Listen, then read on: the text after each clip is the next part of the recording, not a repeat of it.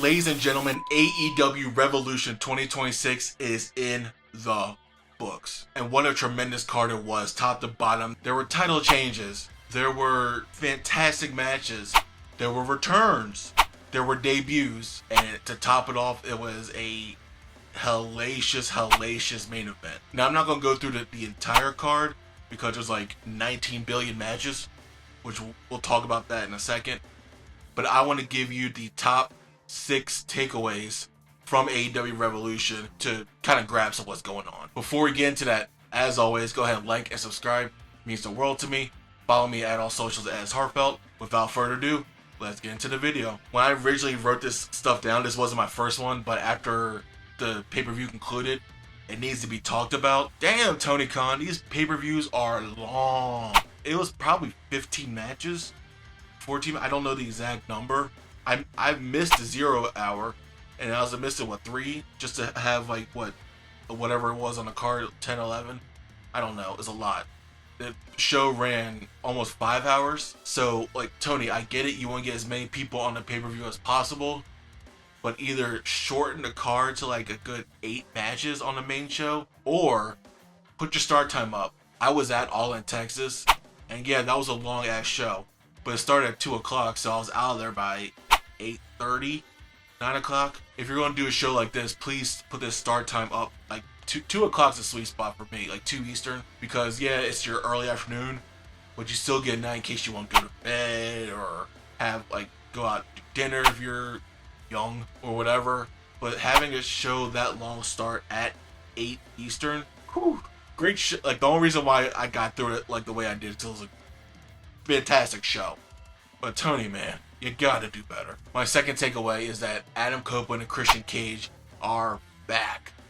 If you're not familiar with AEW, you know them as Edge and Christian. And yes, they're still wrestling. They came back to Revolution after the fantastic tag match between Young Bucks and FTR, which saw blood and near falls and Stokely get taken out. Turns out he can walk again, all that kind of stuff. FTR retained the titles. Copeland and Cage are back, and the way things are set up, we're looking at like a triple feud. I wouldn't be surprised if they run like a triple threat tag title match at like Dynasty. We'll see, but having Copeland and Cage back in the fold definitely adds some star power to any Dynamite or Collision, and it's at this point is a very much appreciated and needed addition to the tag team scene. My next takeaway: Ronda Rousey is all elite.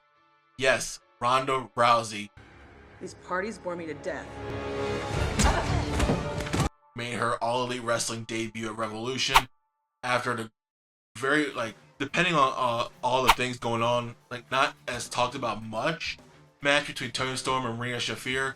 2 very good wrestlers who I still think they're underrated in the public's eye. You know, Toni, you know her for her theatrics, her, like, off-the-cuff sayings, was a fantastic wrestler. Marina, one of the best women's wrestlers on the roster, who I think has like the most progression as far as their character work, their in-ring work from like 18 months ago to now. It's between her and WWE's Raquel Rodriguez as far as the most improved in that time period. But it's just a fantastic match. Rousey comes out, does her point thing that she did in WWE all those years. Toni Storm comes back to ring, they get in each other's faces. Marina uses that to hit a cheap shot on Toni. Marina and Ronda leave. This is weird because in May, Ronda has a fight come up on Netflix. So you know they're unless they just get a middle finger to Netflix, they're not gonna have Ronda Rousey do anything physical between now and then. And so when that fight is, I assume the Double or Nothing, their AEW's usual May pay-per-view, happens after that, so maybe we see Ronda Rousey Double or Nothing. But to have her debut 2 months before that, unless she's gonna be like a super part-timer, I don't know that's gonna work.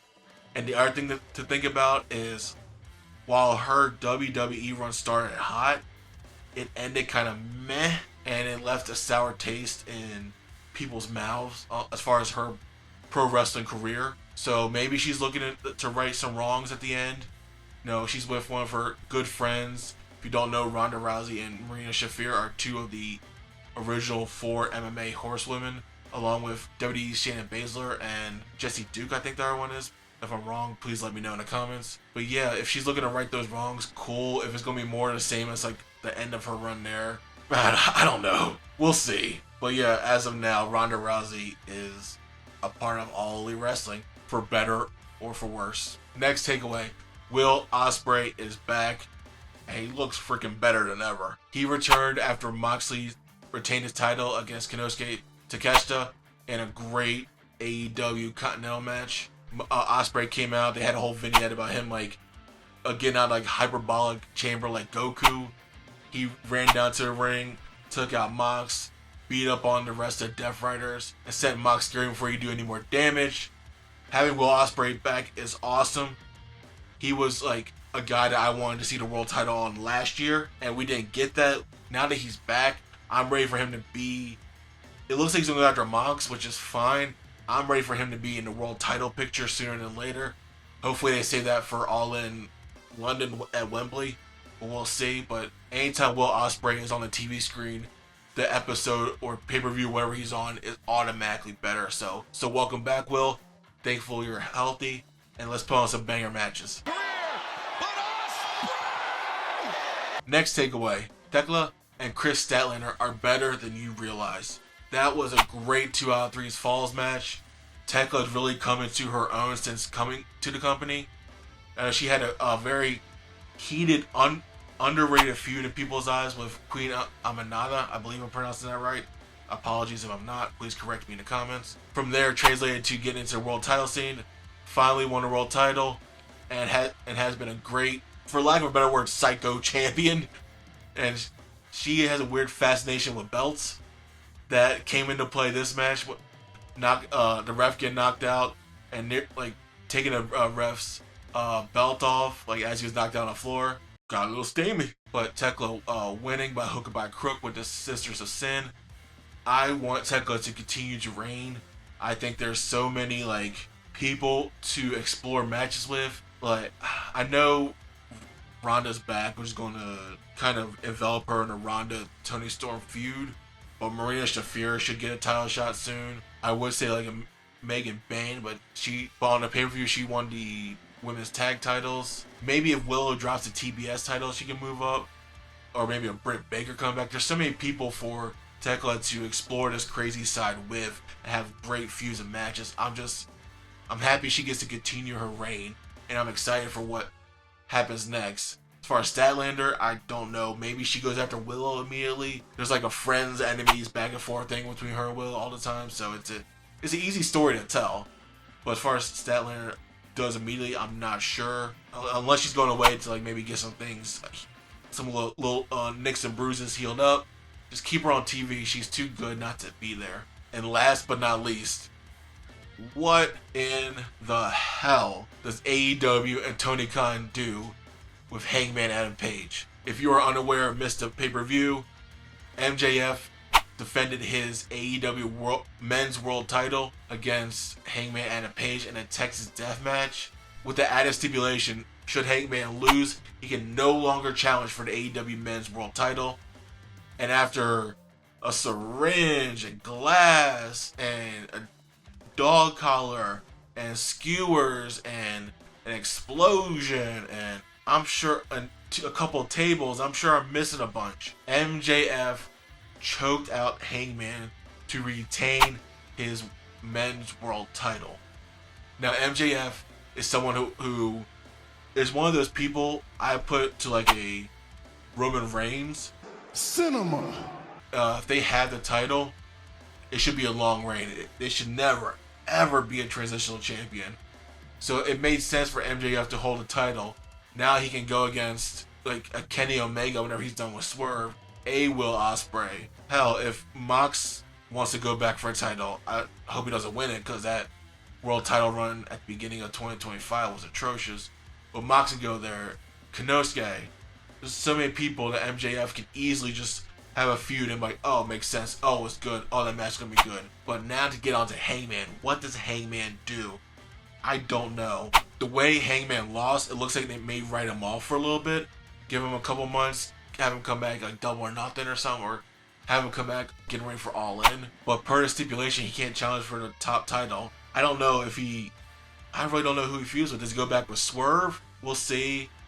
Does he challenge for a TNT title? Yeah, but that feels kind of out of place right now. Does he go back for the Trios title he recently lost? Who knows? I have no idea what they do with Hangman.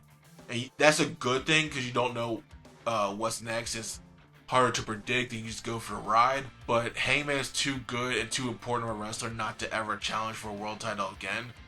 So I don't think he challenges again until, we'll say, 2028. But I am curious how they explain themselves into that one. Convoluted ass mess that they're going to do, like, oh, Hangman won a stipulation that negates everything that I don't know. We'll see how they do it. I'm going to go out there and say Hangman, before it's all said and done, challenges for a world title again.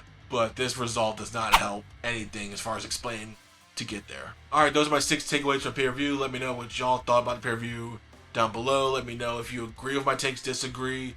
What was your favorite match? What was your start of the night?